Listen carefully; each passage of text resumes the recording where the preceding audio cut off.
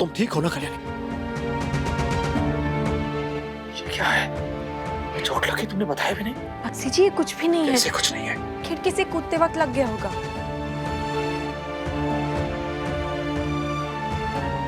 जगन्नाथ का लाख लाख शुक्र है कि तुम उस कुटिया से बाहर आके, मुझे लगा तुम। बक्सी जी,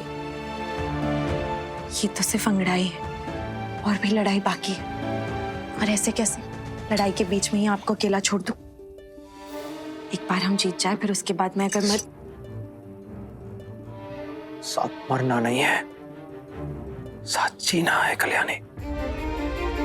हम दोनों को, उन फिरंगियों को कलिंग की इस मिट्टी से खदेड़ कर बाहर फेंकना है कल्याणी। और उसके बाद गर्व से हम दोनों कलिंग के विजय ध्वज को भगवान जगन्नाथ के मंदिर पर लहराएंगे। वो हमारा लक्ष्य है।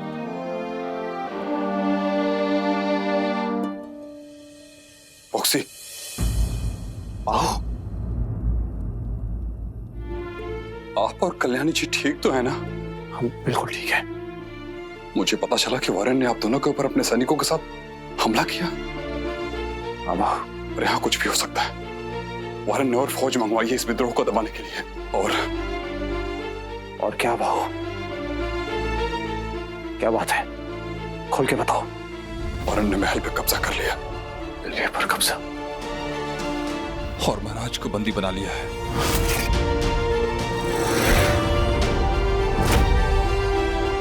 इसका मतलब ये होगा कि मुझे शीघ्र महाराज से मिलना होगा।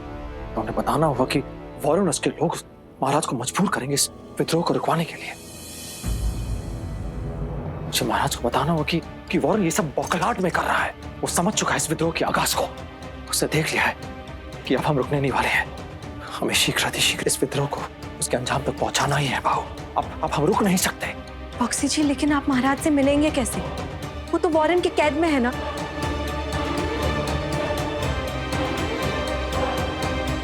मेरे पास एक योजना है। मैं कल ही मिलूंगा महाराज से। इस काम में मैं आपके साथ रहूंगा बॉक्सी।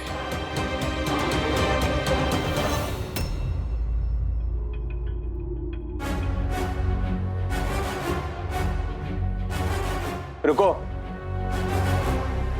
कौन हो तुम लोग? हमें न महाराज के लिए भोजन के प्रबंध करने के लिए कहा गया था, तो उन्हीं के लिए भोजन लेकर आए हैं।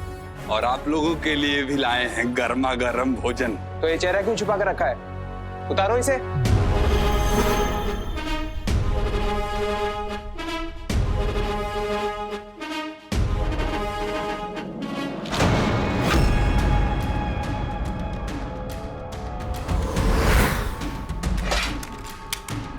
बॉक्सी जी, आप जाइए, महाराज के पास जाइए जल्दी। मैं देखता हूँ। चल जाइए आप। महाराज,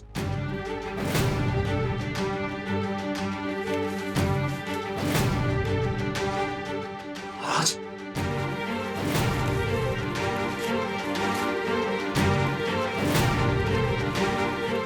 बंधु तुम?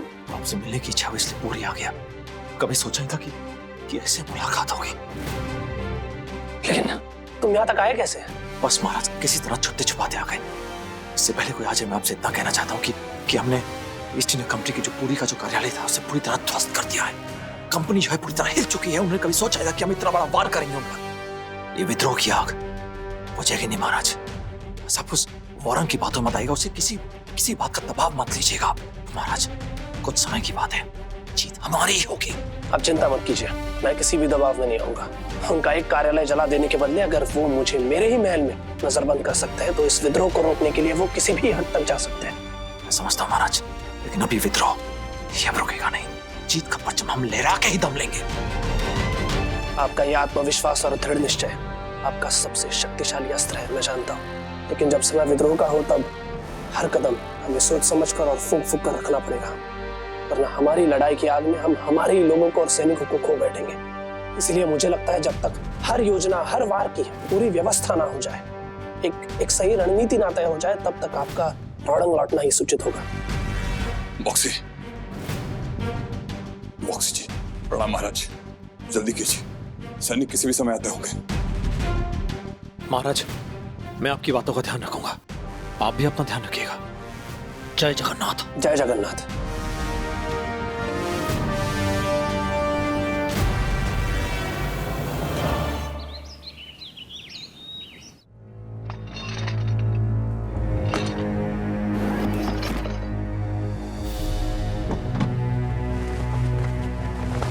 ओप्पा, ये आप क्या कर रही है?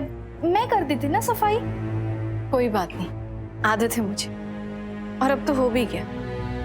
तुम जाओ, कोई काम होगा तो मैं बुलाती हूँ। कौन है आप? ऐसे अंदर नहीं जा सकते।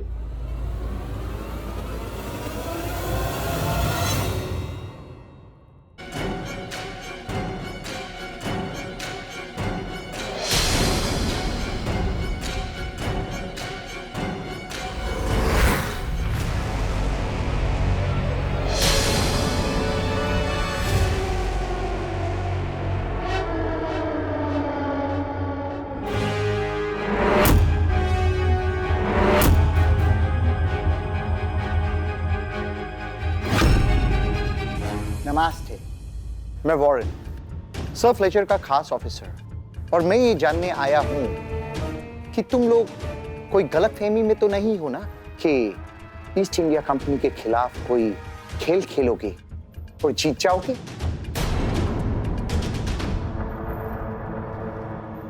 नो आंसर, कोई जवाब नहीं है।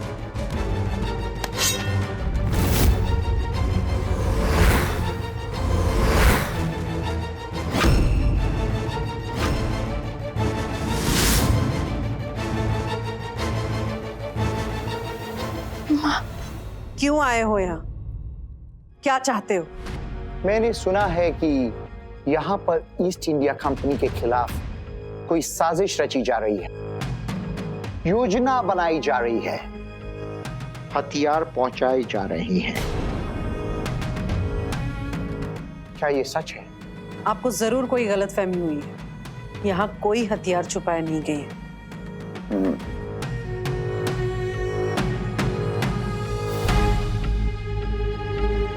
चलो गदाधर, दिखा दो अपनी अभिनय कला। माँ भाभी को लेकर अंदर जाइए, इन सबको मैं अकेला संभाल लूंगा। सारे हथियार मुझे दे दो और मैं वादा करता हूं कि किसी को कुछ नहीं करूंगा। मैंने कहा ना, यहाँ कोई हथियार नहीं है। मेरी माँ या मेरी भाभी को एक खरोच भी आई तो मुझे किसी हथियार की जरूरत नहीं पड़ेगी। हाथ ही काफी है तुम सबके लिए। मैं तुम्हें छोड़ने वाला नहीं हूं वरुण। मेरे प्यारे मित्र गदाधर, इसके लिए तुम्हारे हाथ फ्री होने चाहिए।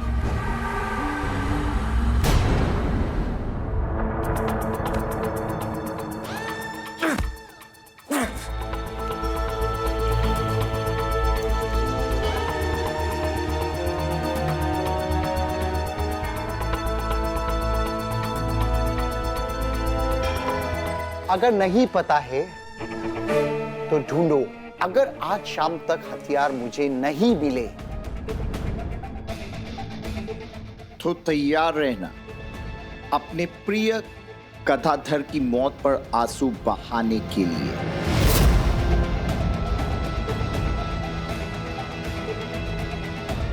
इन कायरों को कुछ मत बताना माँ, चाहे ये मेरी जान भी ले ले, कुछ मत बताना इन्हें। याद रहे, आज शाम तक।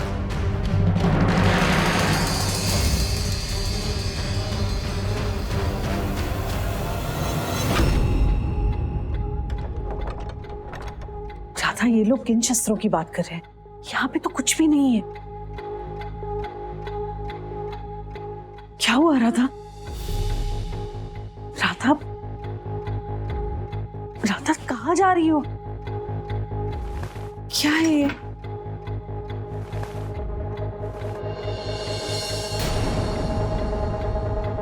ये सब ये यहाँ कैसे? बक्सी जी ने भिजवाए थे और कहा था कि इन्हें सुरक्षित रखना है। पता नहीं उन फिरंगियों को इन हथियारों के बारे में कैसे पता चला, पर अब कुछ नहीं हो सकता, हमें ये सब हथियार उन्हें देने ही होंगे, वरना वो गदाधर को मार डालेंगे।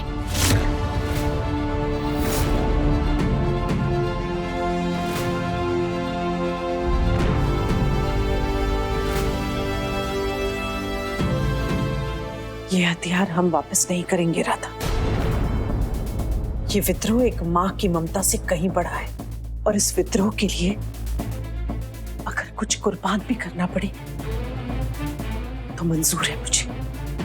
आप नहीं राधा, गदाधर ने इतने पाप किए, इतने धोखे दिए हम। अगर इन हथियारों के बदले में उसे अपनी जान भी देनी पड़े ना,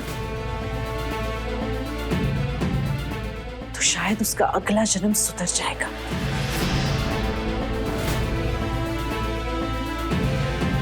जो हो रहा है होने दो, लेकिन ये हथियार हम उनके हवाले नहीं करेंगे।